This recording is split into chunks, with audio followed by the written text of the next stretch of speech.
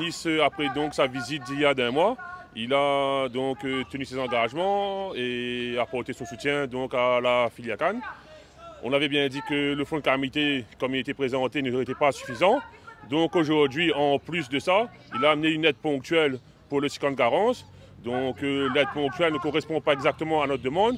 Elle correspond à 40% des besoins chiffrés au niveau de l'interprofession. Donc c'est-à-dire que là, la demande qui était donc répondue au niveau du ministre, elle va se situer donc en 385 € par hectare et jusqu'à 765 € par hectare en fonction des dégâts qui ont été causés sur les différentes exploitations. Donc pour nous, c'est déjà un très bon premier élément de réponse. Il nous a laissé la porte ouverte pour apporter d'autres éléments supplémentaires, donc pour pouvoir peut-être réabonder cette enveloppe.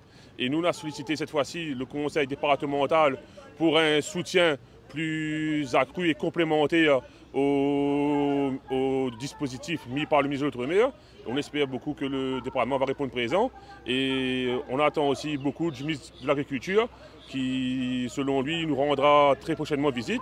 Et là, on compte encore une fois de plus qu'au niveau du ministre de l'Agriculture, ils se rendent bien compte des dégâts qu'on a eus sont vraiment très importants et qu'eux aussi jouent le jeu parce que c'est quand même lui qui est principalement concerné par l'agriculture, c'est le ministre de l'Agriculture, porte bien son nom, et donc il s'engage à, on va dire, à nous soutenir pour passer ce mauvais cap de 2025 et prévoir l'avenir un peu meilleur pour la filière canne et toutes les autres filières au niveau de l'île. Pour vous, en clair, le compte n'y est pas, mais c'est déjà pas mal, c'est ça? Le compte n'y est pas effectivement, parce qu'on était plutôt sur un calcul de surcoût qui allait entre 1100 et 1900 € hectares.